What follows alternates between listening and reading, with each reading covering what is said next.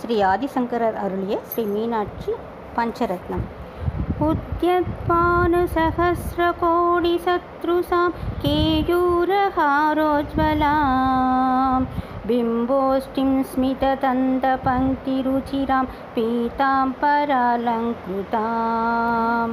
विष्णो ब्रह्मसुरेन्द्रसेवितपदां तत्त्वस्वरूपां शिवां मीनाक्षीं प्रणतोऽस्मि सन्ततमहं कारुण्यवारां नितिं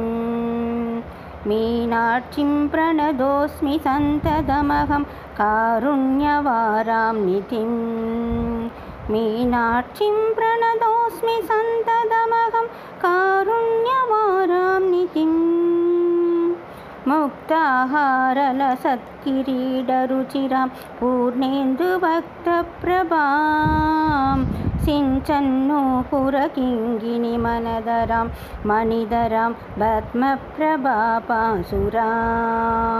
सर्वाभीष्टबलप्रदां गिरिसुतां वाणीरमासेवितां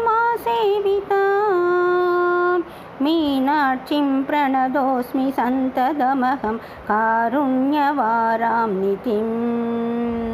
मीनाक्षीं प्रणतोऽस्मि सन्ततमहं कारुण्यवारां नितिं मीनाक्षीं प्रणतोऽस्मि सन्ततमहं कारुण्यवारां निधिं श्रीविद्यां शिववामपाकनिलयां ह्रीङ्कारमन्त्रोज्ज्वलां श्रीसक्राङ्गितबिन्दुमध्यवसतिं श्रीमत्सभानायकीं श्रीमत्षण्मुखविघ्नराजजननीं श्रीमत्सहन्मोहिनीं मीनाक्षीं प्रणतोऽस्मि सन्ततमहं कारुण्यवारां नितिं मीनाक्षीं प्रणतोऽस्मि सन्ततमहं कारुण्यवारां नितिं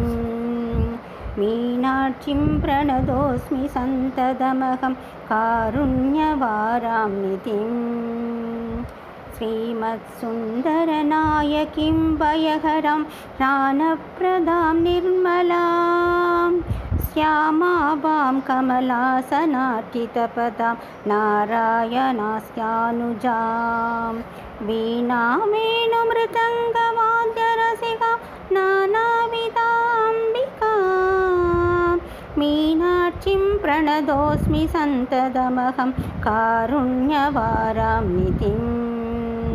मीनाक्षी प्रणतोऽस्मि सन्ततमहं कारुण्यवारां नितिं मीनाक्षीं प्रणतोऽस्मि सन्ततमहं कारुण्यवारां नितिं नानायोहि मुनीन्द्रहुरिन्निवसदं नानार्थसिद्धिप्रदां नानापुष्पविराजितां क्रियुगलां नारायणेनार्चितां नादब्रह्ममयीं परात्परतरां नानार्थतत्त्वात्मिकां मीनाक्षीं प्रणतोऽस्मि सन्ततमहं कारुण्यवारां नितिं मीनाक्षी प्रणतोऽस्मि सन्ततमहं कारुण्यवारां नितिं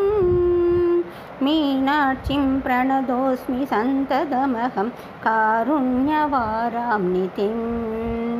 मीनाक्षीं प्रणतोऽस्मि सन्ततमहं कारुण्यवारां नितिम्।